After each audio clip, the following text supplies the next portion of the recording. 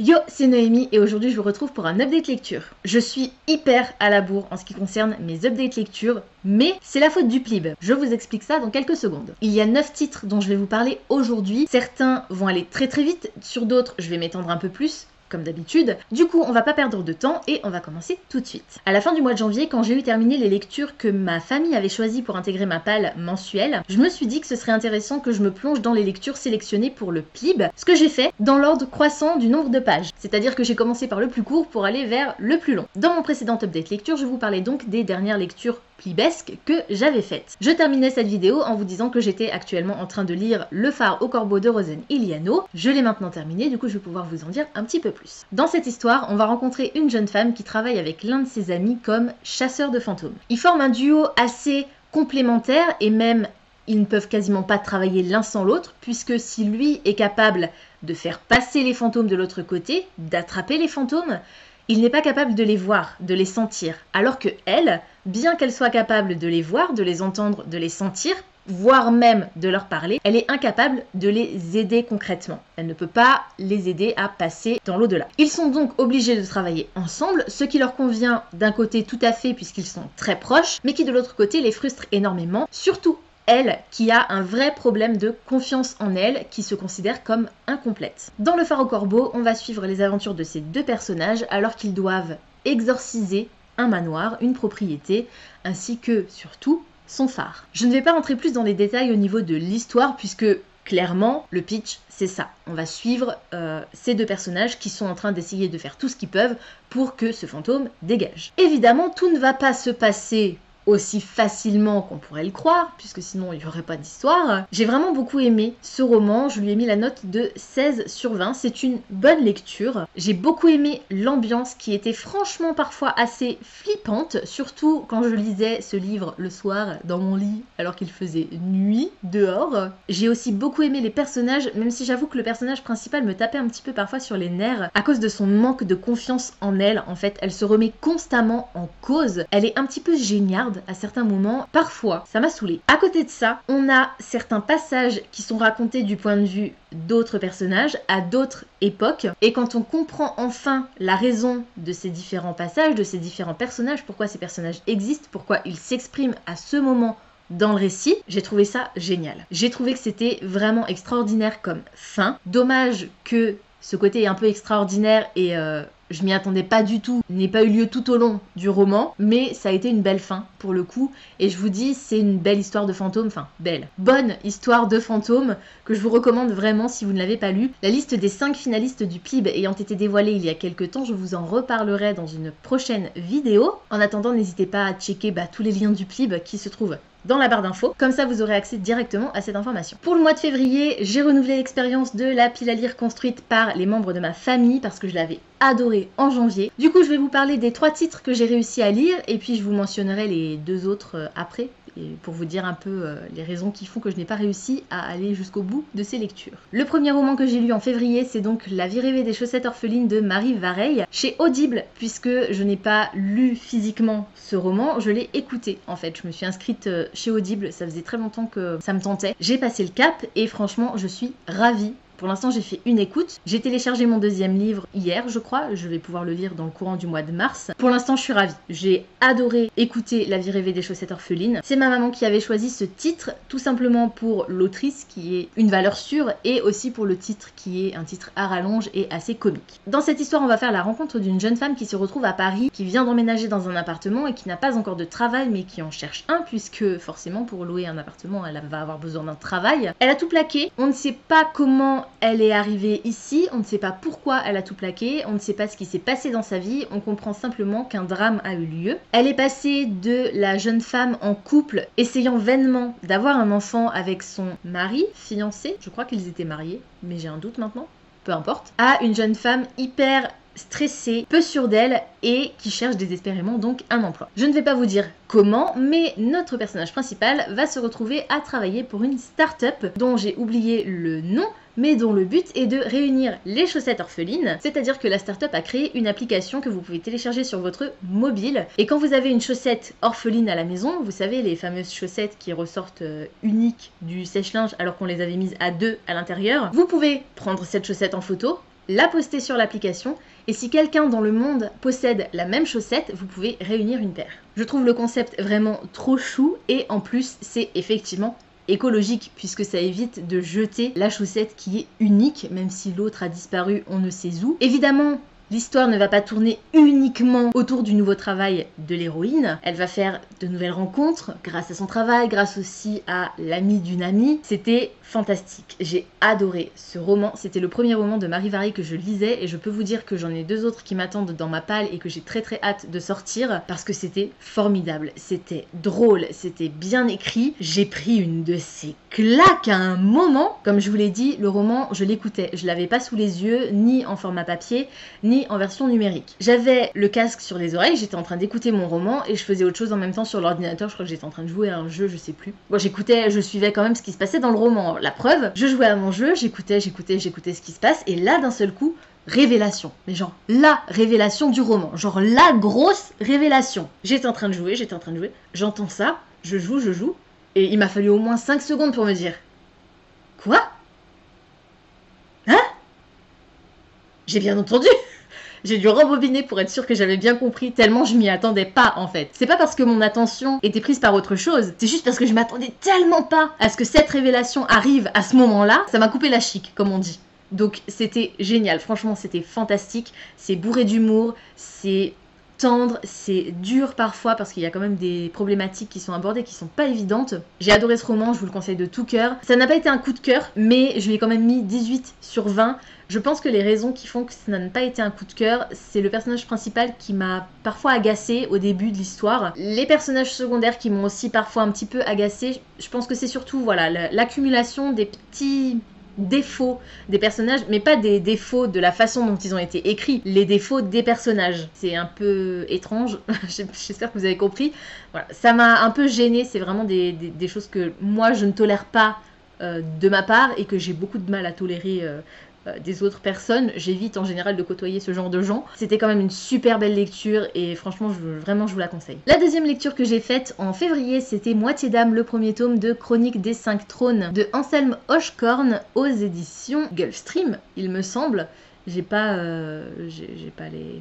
les visuels sous les yeux, du coup j'ai pas la maison d'édition non plus, je suis désolée. Ce titre était sélectionné pour le Plib et c'est mon papa qui l'avait choisi, en partie pour le titre et en partie pour le résumé. Ce titre faisait partie de ceux que j'attendais avec le plus d'impatience de découvrir et quand mon père l'a sorti de ma pile à lire, j'étais tellement contente. Et bah si j'avais su... je me serais peut-être abstenue. Ce roman, ça a été pour moi une catastrophe du début à la fin. Je lui ai mis 10 sur 20, j'ai quand même mis la moyenne. On est dans un récit de fantasy où il y a une héroïne et un personnage masculin qui est son compagnon. Tous deux pratiquent une certaine forme de magie. Dans cet univers, la magie ne peut être pratiquée qu'en couple ou en tout cas en duo. Il est impossible, enfin en tout cas quasiment impossible de faire de la magie seul.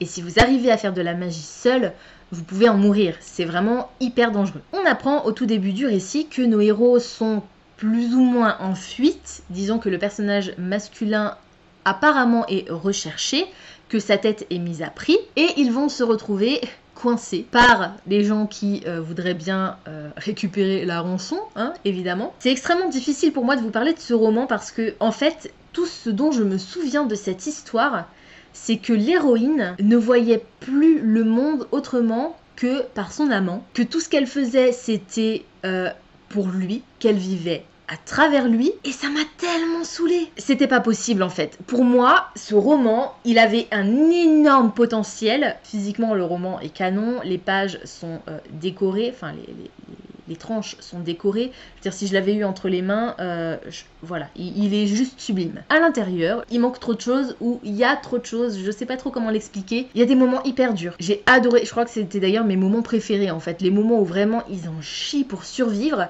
Il y a des pertes, il y a des gens qui meurent, il y a des scènes qui sont parfois horribles. Mais je crois que c'était ça que j'ai préféré en fait.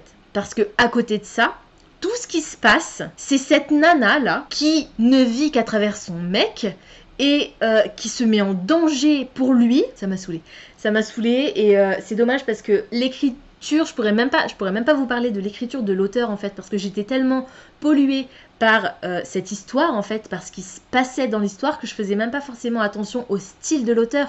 Et c'est tellement dommage parce que je suis persuadée que ça aurait pu vraiment me plaire comme récit. J'ai aimé la fin, j'ai aimé la façon dont ça se termine.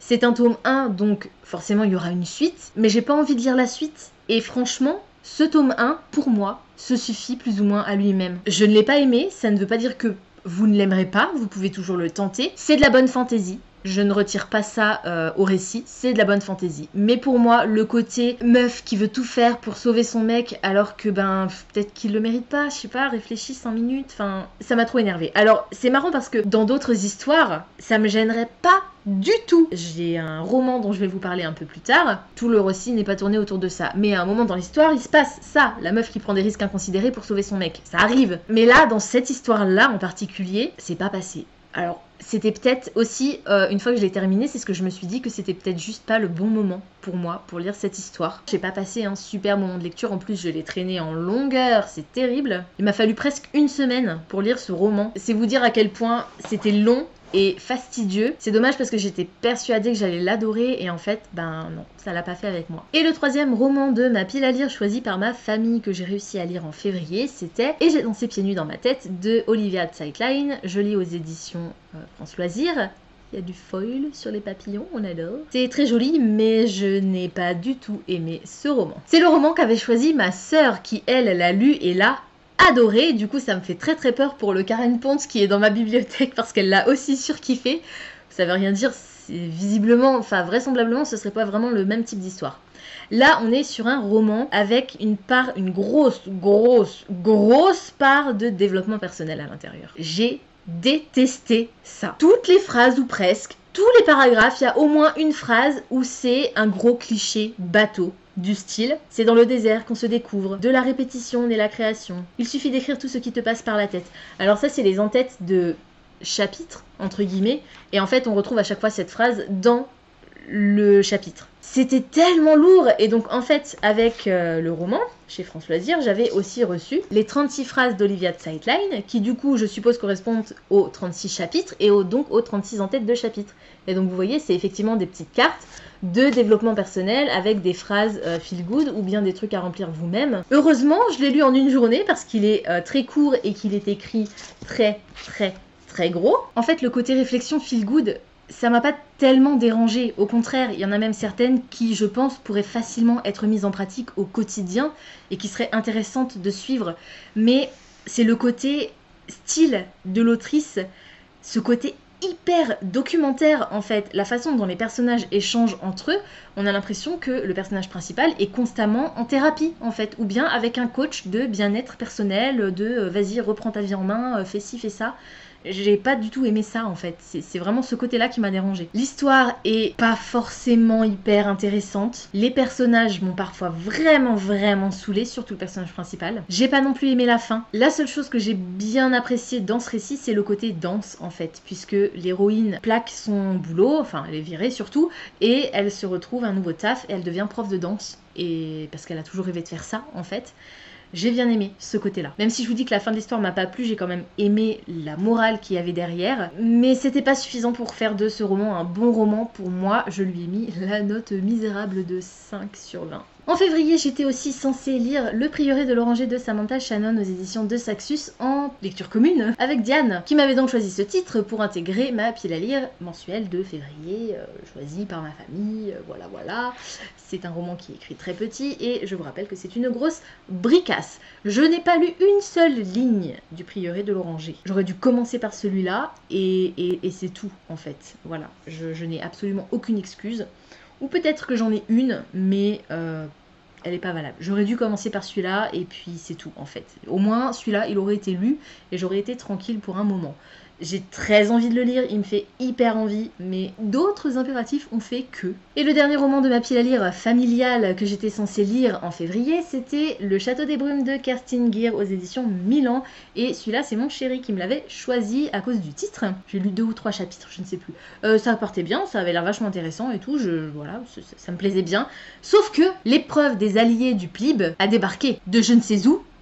J'avais complètement zappé qu'il y avait une nouvelle épreuve du tournoi des élites au mois de février. Du coup, j'avais déjà lu 3 romans de ma pile à lire familiale, mais les 2 derniers, j'ai dû les mettre en pause pour pouvoir participer à l'épreuve des alliés du tournoi des élites du PLIB 2020. C'était pas une obligation, j'étais pas obligée de le faire, mais j'aimerais quand même bien que mon équipe des mages elle gagne et puis j'aimerais bien participer à cette victoire. Donc j'avais quand même envie de jouer, d'autant que cette épreuve était hyper intéressante puisqu'on était par binôme. Mon binôme c'était Yas Danae. Elle a choisi 10 titres dans ma pile à lire, j'ai choisi 10 titres dans sa pile à lire et le but c'était de faire un maximum de lectures parmi ces 10 titres pour faire remporter des points à notre équipe. Dans cette sélection, on avait le droit de mettre uniquement de la romance ou bien de l'imaginaire. Chaque livre lu rapporte 5 points. Si on parvenait à lire 3 livres, on avait droit à 2 points bonus, 5 livres, 4 points bonus, 7 livres, 6 points bonus et 10 livres lus,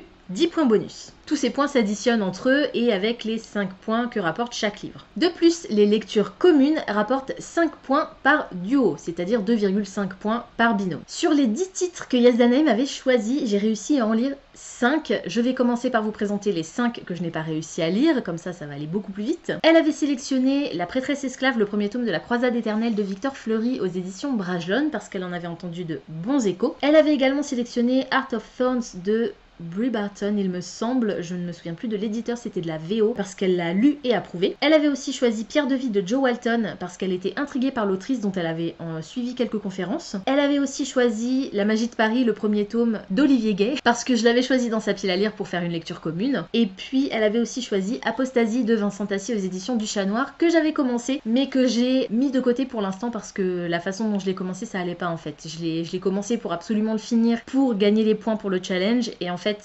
c'était pas possible pour moi de lire ce roman de cette façon. Donc ça, ce sont les 5 titres que je n'ai pas réussi à lire pour cette épreuve des alliés, et du coup je vais maintenant vous parler des 5 que j'ai réussi à lire. Le premier, c'était une lecture commune, il s'agit de Nea Chronicle, le premier tome Memento Mori de Jean Vigne aux éditions du Chat Noir. Je lui ai mis 16 sur 20, c'est une bonne lecture, c'était même une très bonne lecture, j'ai vraiment beaucoup aimé cette histoire. On va faire la connaissance de Nea qui vient de fêter ses 15 ans, qui a gentiment mis la maison de ses parents sans dessus-dessous. Il y a de l'alcool partout, il y a du vomi partout, il y a des corps plus ou moins dénudés partout, ses parents rentrent plus tôt que prévu bien entendu, sinon ce serait pas drôle, et la pauvre Nea évidemment est privée de sortie jusqu'à sa majorité. Comme il est absolument hors de question qu'elle passe sa vie enfermée dans sa chambre, encore moins sans téléphone, elle décide de faire le mur. Elle saute par la fenêtre de sa chambre pour aller retrouver certains de ses amis et notamment un beau garçon avec qui il a failli se passer quelque chose à la soirée, mais ils étaient tous les deux trop torchés pour que ça aille plus loin. Je rappelle qu'elle a 15 ans. Donc on suit Nea au début de l'histoire qui part, qui s'en va, et qui se réveille, on ne sait pas ce qui s'est passé entre temps, elle se réveille dans un marais. Elle se réveille dans un marais, elle se demande ce qu'elle fait là, elle se souvient qu'elle était partie rejoindre ses amis, elle se dit qu'elle a peut-être abusé, elle a peut-être fumé ou bu ou quoi, mais bon, ils ont quand même abusé de l'abandonner ici. Elle réussit à sortir de ce marais, elle est prise en stop par un mec qui a l'air un peu louche quand même, mais bon, elle a pas trop le choix que de monter dans sa voiture, donc pour regagner le centre-ville. Il la raccompagne en centre-ville, tout se passe bien, il a l'air louche, mais finalement pas tant que ça, quoique... Je n'en dis pas plus. Et quand Nea frappe à la porte de chez elle pour s'excuser, pour dire à ses parents qu'elle est désolée d'avoir disparu, parce qu'en fait, quand elle monte dans le pick-up du gars, elle se rend compte qu'il est je vais dire un truc, c'est juste pour que vous compreniez. Il est 23h50, on va dire. Et elle est persuadée qu'elle est sortie de chez elle à 23h55. Donc, elle réalise à ce moment-là qu'en fait, il s'est pas passé quelques heures pendant lesquelles elle a disparu, il s'est passé 24 heures pendant lesquelles elle a disparu. Donc, elle est vraiment paniquée, elle se dit, mon Dieu, mais quand je vais rentrer à la maison, ils vont me tuer. Bon, ils seront peut-être contents de me revoir parce qu'ils ont dû s'inquiéter et tout, mais ils vont me tuer. Elle frappe à la porte, sa mère lui ouvre la porte, et sa mère s'effondre. Elle tombe dans les pommes. Là, son père descend les escaliers. Alors, Nea lui dit, mais qu'est-ce qui se passe? C'est quoi ce bordel? Et dit, mais je sais que j'ai disparu pendant 24 heures, mais enfin, quand même, faut pas non plus... Et là, son père, il dit, mais Nea, mais t'as pas disparu pendant 24 heures, t'as disparu pendant 5 ans. Je vais pas trop rentrer dans les détails de ce qui se passe avec Nea. Elle a développé certains pouvoirs qui lui font extrêmement peur, et ça peut se comprendre hein, quand on découvre les pouvoirs... qu'elle a. L'ambiance du roman était géniale.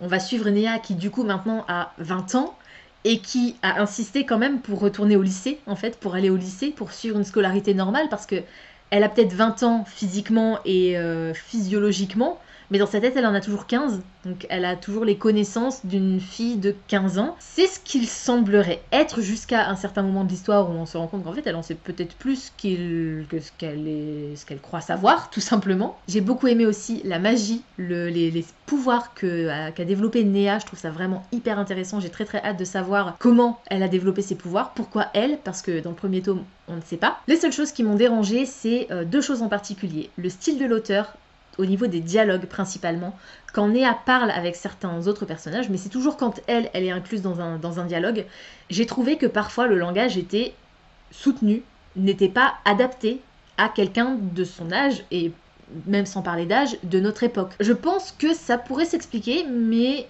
j'en suis pas sûre, ça va dépendre de ce que l'auteur nous prévoit pour la suite, et surtout, à aucun moment, quelqu'un lui fait la remarque dans le récit en lui disant « tu parles chelou, toi, c'est bizarre comment tu parles », enfin voilà, personne lui fait la remarque. Donc, pour moi, il y a un problème au niveau de la formulation des dialogues et de la façon dont le personnage parle. La deuxième chose, c'est Néa. Elle-même, en fait, le personnage m'a parfois profondément agacée, notamment au niveau de ses réactions. Yas Danae, qui du coup l'a lu également, puisque c'était une lecture commune, m'a suggéré que ça pouvait venir de ses pouvoirs, de sa nouvelle perception, personnalité. Et effectivement, je suis assez d'accord, ça peut s'expliquer par ses nouvelles capacités, mais j'ai quand même trouvé, avant de réfléchir à ça, hein, que ça pouvait être dû à ce qu'elle est maintenant capable de faire, j'ai quand même trouvé qu'il y avait certaines de ses réactions qui n'étaient pas appropriées, pas à la hauteur, en gros, de la situation. Elle va vivre des choses dans ce roman, mais qui sont catastrophiques. Limite, ça lui passe au-dessus, en fait. Alors, on comprend, l'auteur nous fait comprendre quand même qu'elle a mal, qu'elle souffre, que c'est difficile pour elle, mais moi, à sa place, mais j'aurais tout pété en fait, j'aurais tout éclaté dans la baraque. Mais comme l'a fait remarquer Yas Danae, ça peut être dû à ses nouvelles capacités et à peut-être son... pas incapacité, mais disons que ses émotions sont peut-être réfrénées. Ça se tient, j'ai aussi beaucoup aimé la fin, même s'il y a un élément de la fin que j'aurais préféré qu'il se déroule autrement, mais bon, c'est pas grave. Et bah du coup cette fin, je veux dire mais il me faut la suite en fait. Je veux tout de suite savoir ce qui se passe après puisqu'on termine sur un énorme cliffhanger. Voilà, je vous conseille vraiment cette histoire, c'était super chouette. Ensuite, Yas Danae m'avait choisi Hotel Heartwood, le tome 2, Anniversary de Khalid George, illustré par Stéphanie Gragin, je ne sais pas comment ça se prononce. C'est une édition France Loisirs en hardback. J'avais adoré le premier tome, j'ai adoré le deuxième tome. C'est un beau 18/20. Elle a choisi ce titre parce que c'était la saison, effectivement, on est encore en hiver. Et comme on a affaire à une histoire avec des personnages qui sont des animaux, qui parlent et qui vivent comme s'ils étaient des êtres humains, ça marche au niveau de l'imaginaire, donc on a bien respecté la thématique quand même si c'est très jeunesse. Comme c'est un tome 2, je vais pas pouvoir vous en dire beaucoup. On va retrouver Mona, la petite souris, qui travaille à l'hôtel Heartwood, avec tous ses nouveaux amis qui sont des clients ou bien des membres du personnel de l'hôtel Heartwood, et ils vont vivre une nouvelle aventure en hiver. C'était tendre, c'était mignon, c'était beau, les illustrations sont sublimes. J'ai très hâte que France Loisirs mette le tome 3 dans leur catalogue. Je vous le conseille vraiment, que vous ayez des enfants ou pas. Moi j'ai pas d'enfants, je ne suis plus vraiment une enfant, même si dans ma tête parfois ça m'arrive encore d'en être une. Et pourtant j'ai surkiffé quoi, donc vraiment je vous conseille de tout cœur. Un petit peu de romance maintenant. Yas Danae m'avait choisi Fais-moi taire si tu peux de Sophie Jomain aux éditions Harlequin. On va rencontrer Louise, qui est fleuriste et qui, entre autres, fleurit les mariages. Et on ouvre le roman sur Louise, donc qui vient fleurir une église, un mariage, et toutes les fleurs qu'elle livre sont jaunes. Pour elle, c'est un peu bizarre, même très étrange. Elle ne comprend pas comment on peut choisir du jaune pour un mariage. Si vous ne connaissez pas le langage des fleurs, le jaune, c'est la couleur des cocus. Donc c'est pas très adapté. Elle va rencontrer un gars dans l'église qui visiblement fait partie des amis ou de la famille des mariés, et en tout cas qui lui propose son aide et qui du coup l'aide à installer un petit peu les bouquets, les fleurs, les bouts de rangée, là, vous savez, dans les églises, sur les bancs, etc. Enfin, ils fleurissent l'hôtel, etc. Une fois que tout est fleuri, les mariés arrivent, s'installent. Louise reste sur place un petit peu. En général, elle va tout de suite à au lieu de réception pour fleurir le lieu de réception. Là, elle décide de s'attarder un petit peu. Pourquoi ce jour-là, je ne sais pas, mais enfin, si je sais, c'est à cause de la mariée, en fait. Parce que la mariée, c'est une caricature de Jessica Rabbit, si vous voyez de quel personnage je parle. Sinon, je vous mettrai un visuel là. Du coup, voilà, elle est comme ça, la robe rouge et tout pareil.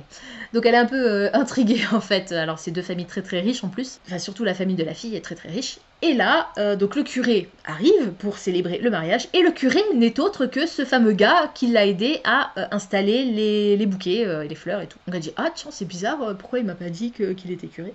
Et en fait, le mec va massacrer la cérémonie. Il va divulguer devant tout le monde que la future mariée couche avec un des témoins du futur marié. Enfin voilà, je vous laisse imaginer l'hécatombe. Alors forcément Louise, elle est sous le choc, elle sait plus où se mettre. C'est la catastrophe. Elle travaille pour une femme donc qui est la propriétaire de la boutique de fleurs, qui est absolument détestable. Je cherchais mon mot. Elle est absolument détestable. Il faut que tout soit parfait. Sa petite boutique, c'est toute sa vie. Je peux comprendre. Hein. Franchement, je peux comprendre. Il n'y a pas de souci avec ça. Mais c'est pas une raison pour traiter tes employés comme des chiens en fait. Et là, en l'occurrence, bah tout va retomber sur Louise, comme si c'était de sa faute à elle, comme si elle aurait pu deviner que forcément les fleurs étaient jaunes, alors il allait se passer un truc bizarre. Donc voilà, on va suivre les péripéties de Louise, qui du coup va essayer de faire un peu profil bas, sauf que elle va retomber sur ce mec qui s'appelle je sais plus comment du coup, mais elle va retomber sur lui à un autre moment. Et voilà, et du coup, enfin, en gros, le truc c'est, elle fleurit les mariages et lui, il les détruit. C'est une romance, donc vous vous doutez bien à un moment donné que les deux vont se rapprocher, qu'ils vont mettre de côté leurs différends pour essayer de construire quelque chose ensemble. Est-ce qu'ils vont y arriver ou pas? Je vous le dirai pas. J'ai adoré cette histoire. Je me suis bidonnée du début à la fin.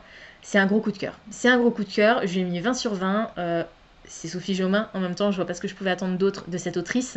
Je vous le conseille vraiment. C'était chouette. C'était stressant parfois parce que j'avais envie de mettre des patates à cette saleté de patronne là. Et puis à Louise aussi de la secouer un petit peu parfois. De lui dire mais pourquoi tu fais ça? Ou bien mais vas-y là, c'est le moment. Enfin voilà. C'était trop bien. C'était trop bien. Je vous le conseille vraiment. J'ai adoré la fin, j'ai adoré, je vous le conseille vraiment de tout cœur. Deuxième lecture commune qu'on a fait avec Yas Danae et que je n'ai pas sous la main puisque je l'ai lu en version numérique, c'est le premier tome de Shades of Magic de V.E. Schwab aux éditions Lumen. J'ai passé un très bon moment de lecture, je lui ai mis 16 sur 20, donc c'était une bonne lecture, ça s'est lu très vite. On est dans un univers où la magie est assez restreinte. Si vous voulez, on a notre personnage principal qui s'appelle Kel, qui vit dans le Londres rouge. Dans ce Londres rouge, la magie est admise, la magie est source de pouvoir, enfin la magie est un pouvoir en soi, mais elle apporte aussi le pouvoir.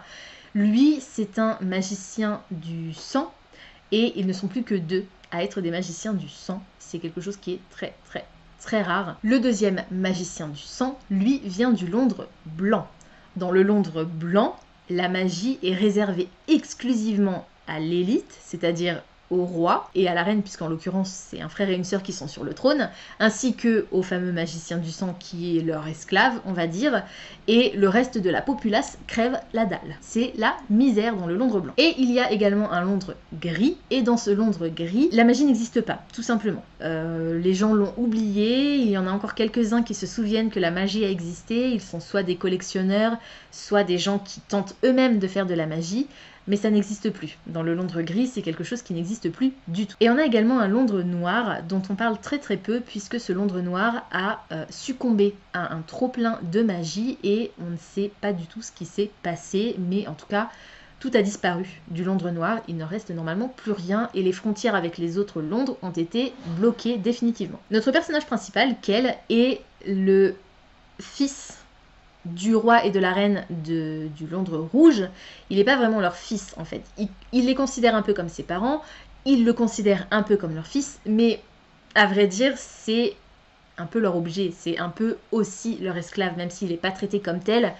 C'est le messager, c'est lui qui va porter les missives d'un Londres à l'autre, et il a interdiction formelle de rapporter quoi que ce soit d'autre que les lettres qu'il fait voyager entre les différents Londres. C'est la seule personne qui est capable de voyager entre les différents Londres d'ailleurs, hormis le second magicien de sang qui lui est du côté du Londres blanc. Un beau jour, Kel va se retrouver, comme à son habitude, à trafiquer un petit peu, c'est-à-dire que lui, il a un petit peu une fibre de collectionneur, il aime bien ça, récupérer des objets un petit peu insolites. Donc malgré l'interdiction, il a quand même une certaine collection d'objets qui viennent d'autres Londres. Et un beau jour, quelqu'un va lui remettre une lettre avec un objet. Et cet objet va faire l'objet Cet objet va faire l'objet d'énormément de convoitises et qu'elle va risquer sa vie. Je vais pas trop vous en dire plus, simplement qu'on a un second personnage qui lui vient du Londres gris, qui s'appelle Layla Delilah Bard, qui est donc le deuxième personnage principal, une femme qui donc vient du Londres gris, qui est une voleuse et qui va rencontrer Kel dans une situation peu orthodoxe, et ils vont s'allier tous les deux pour essayer de sauver l'univers, parce que dans un roman de fantasy, en général, c'est pour ça qu'on lutte, sauver l'univers. Et c'est effectivement le cas dans celui-là. J'ai adoré les personnages, ils étaient vraiment top. Malgré ça, je me suis pas forcément hyper attachée à eux. Je pense que ça vient principalement du fait que le personnage principal, c'est Kel, qui est un homme. Et forcément, je me suis pas vraiment identifiée à lui. Ça m'a pas empêché de m'identifier dans Harry Potter, je vous avoue, par exemple. Ou bien dans d'autres romans, peut-être. Mais c'est vrai que là, je sais pas, j'étais peut-être un peu moins prise dans l'histoire. J'ai pas forcément réussi à m'identifier à Layla particulièrement. J'ai même certains côtés de son personnage qui m'ont assez agacée, mais j'aime bien la relation qui s'est nouée entre deux en fait.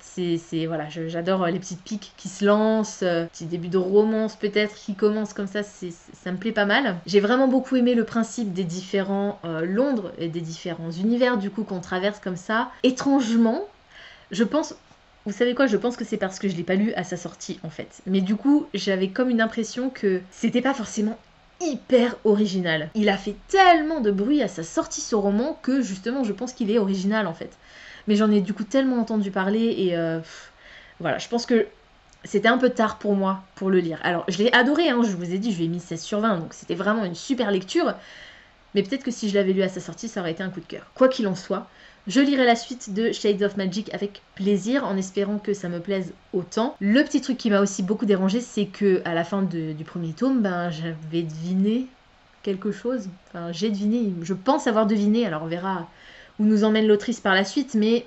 Pour moi, ça paraît évident, j'ai deviné un secret concernant un des deux personnages, secret que ce personnage lui-même ne connaît pas, on verra. Mais en tout cas, ça me paraît assez évident, donc j'ai hâte quand même d'avoir la suite. Mais voilà, je pense que j'aurais pu l'aimer beaucoup plus, ce roman, et du coup, je suis un petit peu déçue, même si je lui ai mis une très bonne note. Et le dernier livre que je vais vous présenter aujourd'hui, c'est un énorme coup de cœur, et... ça pouvait pas être autrement en fait. Quand j'ai vu que ce titre sortait, quand j'ai vu de quoi ça parlait, tout de suite je me suis dit mais celui-là c'est obligé, il faut que je le lise et je suis sûre que je vais le surkiffer. Heureusement je l'ai surkiffé parce que sinon j'aurais été tellement déçue. Un palais d'épines et de roses de Sarah J. Maas, c'est le premier tome. On est, en tout cas pour ce premier tome, sur une réécriture de La Belle et la Bête. Donc forcément, ça ne pouvait que me plaire. On va rencontrer Fer, qui est une jeune femme, entre les deux je dirais, qui chasse pour nourrir sa famille et qui, en allant chasser dans les bois, se retrouve malencontreusement, ou pas, à tuer un fae. Les fae sont des créatures surnaturelles, qui sont des elfes, des fées, un mix des deux, on va dire. Physiquement, c'est Legolas dans Le Seigneur des Anneaux, peut-être un peu plus baraque, mais voilà. Enfin, vous voyez bien de façon sur l'illustration, voilà. Par les oreilles pointues et peut-être les yeux aussi, ils n'ont pas forcément grand chose de différent, à part qu'ils sont peut-être plus grands comme dit, mais voilà, bref. Et pour ce crime, elle va être punie, et plutôt que de l'assassiner, un seigneur fae va venir l'enlever et la garder dans son château. Elle n'est pas prisonnière, elle peut très bien décider d'aller vivre n'importe où elle veut dans le royaume, Prythian, c'était ça. Donc Prythian c'est le royaume des fae, qui est, donc Prythian est divisé en plusieurs secteurs, et chaque secteur est gouverné par un grand fae, qui est un genre de roi, en fait. Et donc elle va être séquestrée, pas vraiment, par Tamlin, qui est donc un grand fae, et elle va le découvrir, le seigneur des terres. Alors elle le découvre un peu comme ça, mais en fait, je sais pas, pour moi c'était logique dès le départ, donc je vous le dis, même si c'est peut-être un spoil, je sais pas, mais pour moi c'était logique en fait. Ça pouvait pas être autrement, c'était forcément lui le roi le roi, entre guillemets, voilà, bref. Je vais pas vous faire un dessin, hein, c'est une réécriture de La Belle et la Bête, donc vous vous doutez bien de ce qui va se passer. L'univers est fantastique, les descriptions des décors, c'était incroyable, l'architecture, la faune, la flore, les personnages principaux et le personnage secondaire que j'ai surkiffé, qui s'appelle, je me souviens plus comment il s'appelle. Et non, ce n'est pas Rysand. Je sais plus comment il s'appelle, mais c'est le... le messager de Tamlin, qui est donc le grand Fae. Son messager, que voilà, j'ai beaucoup aimé son personnage. Très drôle, très irrévérencieux et très... Voilà, il m'a fait penser à Archibald dans La Passe Miroir, en fait. Voilà, donc j'ai vraiment beaucoup aimé son personnage. J'ai beaucoup aimé le personnage de Fer, qui est bien décidé à pas se laisser faire. Aïe, aïe, aïe. Achevez-moi. Et le personnage de Tamlin qui, malgré sa malédiction, ne force jamais rien, ne force jamais les choses pour faire. Et voilà, j'ai trouvé ça vraiment extraordinaire. Cette histoire est sublime. Il y a beaucoup de romance, forcément. C'est de la bonne fantaisie, en tout cas pour moi, principalement parce qu'il y a un peu de romance dedans, même beaucoup de romance, on va dire. Sans rentrer dans les détails, forcément, à un moment, il va y avoir un peu d'action, parce que sinon, c'est que de la romance et c'est pas forcément intéressant. Il n'y a pas de scènes de sexe dans ce livre, enfin vite fait, mais c'est pas hyper décrit en fait, donc j'ai trouvé ça vraiment beau en fait, la façon dont c'est raconté. Les personnages sont magnifiques, autant physiquement que psychologiquement, la façon dont ils s'expriment, la façon dont ils se déplacent, la façon... tout en fait, tout est génial dans cette histoire. J'ai adoré, adoré, adoré. Je vous la conseille à 100%. Et voilà, j'ai le tome 2 dans ma palle. J'ai trop hâte de le sortir. Vous savez ce qui était génial, c'est que ce roman fait 520 pages. L'histoire commence, voilà, tout se déroule, ça marche, enfin... je lis l'histoire, voilà. Et plus on avance dans l'histoire, plus je me dis, mais c'est pas possible, attends, il reste encore plein de trucs à faire. Comment ils vont faire, comment l'autrice va faire pour boucler son histoire alors qu'il reste que quelques pages, parce qu'en fait pour moi, et vous allez comprendre ce qui se passe en fait, c'est que c'est écrit hyper petit. Ce qui fait que j'étais arrivée à peu près là. Voilà, il me restait ça à lire.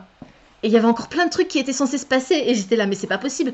Ça va être une fin bâclée, parce que, d'ailleurs, Lucienne, le prénom du personnage secondaire dont je vous parlais tout à l'heure, je viens de le voir là. Lucienne, donc. Et je me disais, mais c'est pas possible, il reste tellement peu de pages que la fin va être bâclée et je vais être dégoûtée. Et en fait, non. Non, non, la fin n'est pas du tout bâclée, la fin est spectaculaire, la fin est géniale. J'ai adoré cette histoire, franchement. Pour l'instant, c'est mon gros coup de cœur de 2020. Voilà, foncez. Foncez, foncez, foncez. Voilà, c'est tout pour aujourd'hui, j'espère que cette vidéo vous aura plu. Comme d'habitude, n'hésitez pas à me dire dans les commentaires si certains des titres que je vous ai présentés aujourd'hui vous intéressent, si vous les avez déjà lus et surtout ce que vous en avez pensé. N'hésitez pas également à me dire quels sont les derniers livres que vous avez lus, quel est votre dernier coup de cœur. Pensez à vous abonner à la chaîne, à liker et à partager cette vidéo, ça me fera toujours plaisir. Pensez également à activer la petite cloche des notifications qui vous permettra de savoir quand je poste du nouveau contenu. En attendant de vous retrouver, je vous souhaite d'excellentes lectures et je vous dis à très bientôt dans une prochaine vidéo. Ciao!